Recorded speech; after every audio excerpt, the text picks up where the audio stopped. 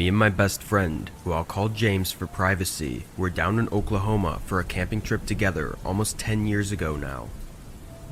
We lived further north, but would go to different nearby states on weekend camping trips whenever we had the chance.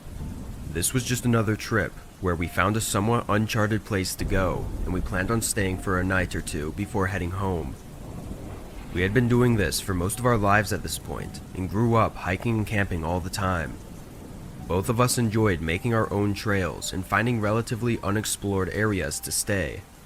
That being said, we should have been more careful. It was our first night staying there. We had hiked out 4 hours from where we parked the truck, which was already deep into the forest on a poorly made path.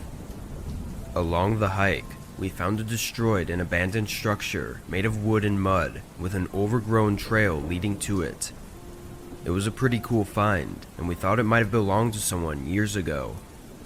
Something strange about it though was that it looked like it had been burned down with char all around the wood. We passed it and continued until we found the very small lake. Then we set up our campsite along the tree line up the hill from the beach. We made a fire pit and even dragged some small logs over to sit on, then talked for hours while enjoying the scenery. Once full darkness settled in, we decided it best to let the campfire die out, then go to bed for the night. We talked a bit more while the fire slowly got smaller and dimmer, until James stopped in the middle of his sentence and went silent. James? I said his name and looked up, seeing him looking behind me. He told me to be quiet. Then I turned and looked behind me, seeing nothing. What did you see? I asked, getting a little shaken by the way he was acting. I don't know, he responded, looking around. He was starting to make me uncomfortable, which was not a usual feeling I got around him. If I'm being honest, he was usually the one that didn't scare easily. The fire continued to get softer, making the forest around us darker. James grabbed a few sticks beside him and tossed them in, keeping the flame up a bit longer. Not long after that, James locked his eyes over my shoulder again. What's going on, man? You're starting to freak me out. He stayed silent for a second, then spoke. I think there's someone watching us. I turned to look behind me again, but this time I saw something too. A small person partially crouched down next to a tree, staring in our direction. I turned back to face James, and a few yards behind him, I saw another person standing behind a tree. I felt a sense of shock and fear, like this was some sick nightmare I was living in. James felt it too. I could see it in his eyes, as we both looked around and noticed more and more people standing and running between the trees around us. What made it even more creepy and fear-inducing was you almost couldn't even hear them moving, like their footsteps didn't exist. We both stood up and looked around, watching these 10 to 15 unknown people surround us. James called out, asking what they wanted, but they didn't respond. I held my hunting knife, but it didn't make me feel any safer. Then, a few of them started making their way closer. With them becoming more visible in the faint light, they were holding long sticks, likely some sort of hunting spears, and were barely clothed. Seeing these people approach though, they looked angry and feral. James grabbed my arm and started pulling me back.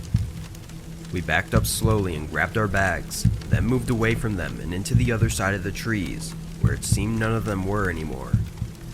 As we slowly backed away, checking our surroundings often, the whole group seemed to be more interested in our camp spot than they were in us. We walked as far as we could in the general direction we came, then found a small place to hide for the rest of the night, though neither of us were able to sleep. In the morning, we could see smoke coming up from around the area where we had our tents set up. We assumed that that was them burning the tents, and it also came across our minds that they may have been the ones to burn the abandoned structure that we had seen as well. We started back for the truck, then drove straight home. At the time, research wasn't the easiest thing to do, so we kind of just left it as a horrifying experience that we may never understand. But recently we've gotten some answers. James found out that there are actually tribes that live not far from civilization in many territories around the country. Most often, they do not like any outsiders or unknown people traveling or living in their territory. There are stories of them attacking campers or burning their campsite to force them away. Given these possible actions, I think James and I actually got lucky with our encounter. Nowadays, we do a lot more research in the areas we plan to explore, making sure that the uncharted territories we camp in don't belong to someone else.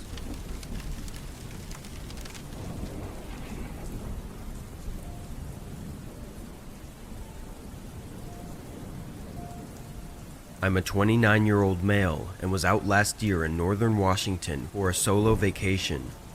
None of my friends enjoy camping at all, though I probably wouldn't want to be out camping with them all the time, even if they did. It was something I'd been doing alone all my life, and I found it to be my way of enjoying life, stress and worry-free. Washington was one of my favorite camping states, as it had tons of forest areas and mountains and was overall just an amazing state to be in. For this trip, I decided on a 3-day, 2-night camping trail. Basically, I would hike during the day, then camp at night, and repeat that over the course of the trail. The first day and night went well, nothing significant at all. I hiked a good portion of the path, then set up camp off the side. I woke up early in the morning, right at sunrise, and crawled out of my small tent. I started repacking everything I had taken out, then started pulling the rods from the tent and folding it up. As I did this though, I noticed the grass behind the tent was pushed down. Walking up to it, it was a footprint. I looked at it for a second, then looked up and around at the trees. It had clearly been made recently, most likely last night while I was sleeping. Not seeing anyone, I looked back down and started following the prints. They were pretty well defined prints, and they led straight to the path. It was confusing, especially since I was on a camping trail, and my campsite was a good distance away from the main path. From the tracks though, whoever it was seemed to just walk away after noticing my tent. After packing my tent, I did a quick perimeter check around the site to make sure there were no other footprints, then got back on the trail and continued along. Most of the trail was beaten dirt or gravel, so all footprints showed up well. Strangely though, there were no footprints all the way along the trail as I walked the second half. I wondered where that person could have gone, knowing this was really just a one-way trail. After a while though, I had forgotten about it and was just letting my mind wander to other things. This portion of the hike had amazing views, so I took my time and just took in the nature around me. Eventually the sun started setting though, and I had to set up camp again. I chose to go deeper into the forest this time, hoping no one would pay me a visit like they had the previous night. Once I got the tent set up, I made a small fire pit and sat on the ground next to it. Watching the sunset by a campfire is one of the most calming things. It really brings your mind to a better place. But that didn't last for long. Once the sun was almost fully set, I heard something walking towards me from the trees behind the tent. They were slow, soft footsteps, and the closer they came, the more recognizable they were as a human's footsteps. I quickly grabbed my bag and pulled out my heavy flashlight, along with my handgun. Shining a beam of light into the dark forest, the footsteps stopped. I moved the light around, scanning the whole area. For nearly 30 minutes, I was standing by the fire, looking in every direction. I was terrified. I never heard the steps departing, which made me really scared and nervous that someone was watching me still. I didn't know what to do. I was alone and helpless, with nowhere to go for safety. I thought about going back to the path, but I was too terrified to go away from the campsite while it was so dark outside.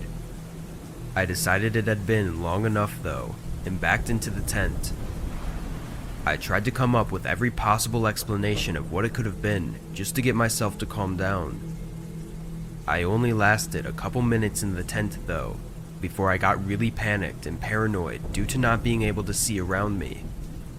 I unzipped the tent and stepped out, and before I could even turn on my flashlight, heavy footsteps sprinted away towards the forest, coming right from the back of my tent. I turned around and frantically turned on the light, seeing nothing but footprints in the dirt and grass. I was breathing heavily, and my heart was racing as I stood by the campfire and stared at the trees in silence. I sat by the campfire with my gun in hand for the rest of the night. I flinched at every small sound, but eventually the sun came up and I felt a sense of safety.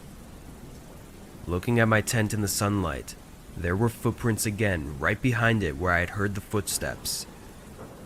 I don't know how I didn't hear them walking up to the tent, but I knew I needed to go. I packed everything up and finished the hike before the sun went down. I have no idea who was there, why they were watching me, or what they wanted.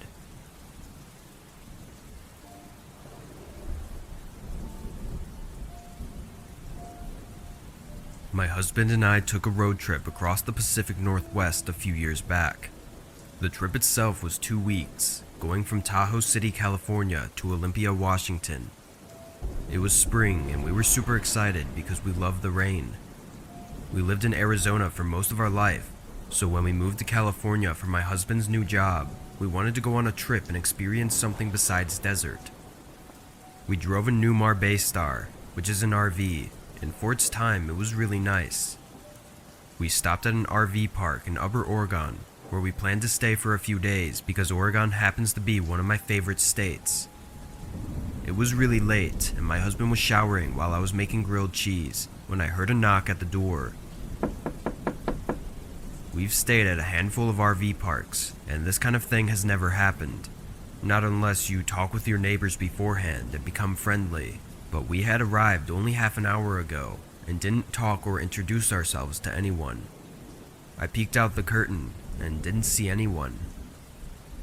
10 or 15 minutes go by and I hear another knock. I peeked out the curtain again, and again, I didn't see anyone.